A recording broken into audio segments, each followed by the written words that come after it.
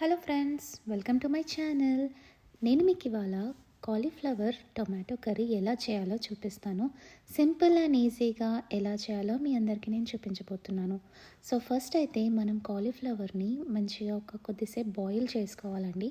దానికోసం ఒక బౌల్ తీసుకొని అందులో వాటర్ వేసుకోవాలి. వాటర్ వేసుకొని కొంచెం సాల్ట్, ఇంకా కొంచెం పసుపు వేసుకోవాలి. సో ఇలా వేసిన తర్వాత కొంచెం బాయిల్ అవ్వాలి వాటర్.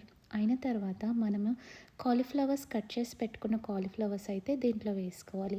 సో ఇలా బాయిల్ చేయడం వల్ల ఏమవుతుందంటే కాలీఫ్లవర్లో ఏమైనా బ్యాక్టీరియా ఆర్ ఏదైనా ఉన్నా కూడా అదంతా పోతుంది. అండ్ మనకి కాలీఫ్లవర్ చాలా మంచి కలర్ వస్తుంది. సో ఇలా కొంచెం మనకి బాయిల్ అయిన తర్వాత మనం దీన్నైతే ఒక బౌల్లోకి సపరేట్గా తీసుకొని పెట్టేసుకోవాలి.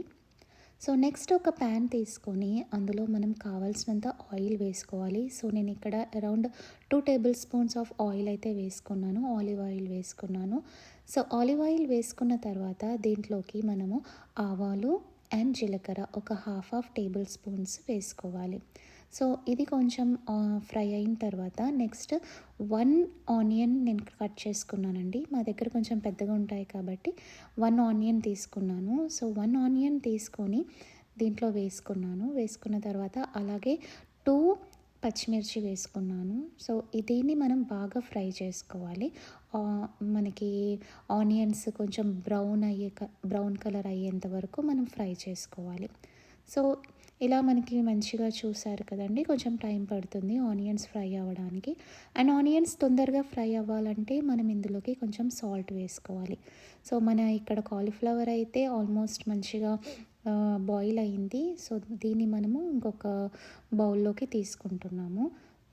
సో దీనంతా ఒక బౌల్లోకి తీసుకున్నాక నెక్స్ట్ వచ్చేసి అంతలోపు మనకి ఇక్కడ ఆనియన్స్ అయితే ఫ్రై అయిపోయాయి. నెక్స్ట్ మనం ఇందులోకి 2 టమాటోస్ కట్ చేసుకొని వేసుకోవాలి. సో ఇలా కట్ చేసుకున్న టమాటోస్ దీంట్లో వేసేసుకొని బాగా కలపాలి. కలిపిన తర్వాత కాసేపు మగ్గనివ్వాలండి. సో మగ్గడానికి కాసేపు ఒక 2 to 3 మినిట్స్ దీన్ని మూత పెట్టుకొని మనము మగ్గించుకోవాలి. సో ఇలా 2 మినిట్స్ మూత పెట్టిన తర్వాత చూసినట్లయితే టమాటోస్ బాగా వేగిపోయాయి. సో దీంట్లోకి నెక్స్ట్ మనం కొంచెం పసుపు వేసుకుందాము. పసుపు వేసుకొని కొంచెం కలుపుదాము. కలిపిన తర్వాత నెక్స్ట్ దీంట్లో కావాల్సిన అన్ని మసాలాస్ అన్నీ వేద్దాము. సో కొంచెం కారం వేస్తున్నాను.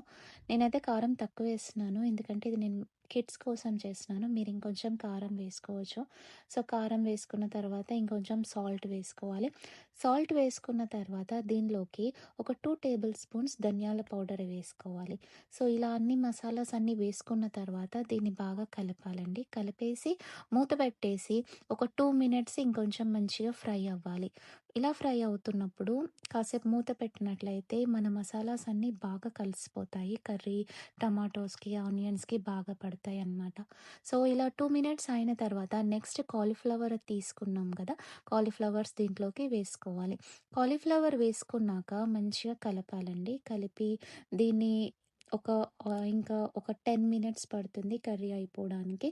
సో దీన్ని బాగా కలిపేసి మూత పెట్టాలి. మూత పెట్టినాక 5 మినిట్స్ మధ్యలో తీస్తూ కలుపుతూ ఉండాలి.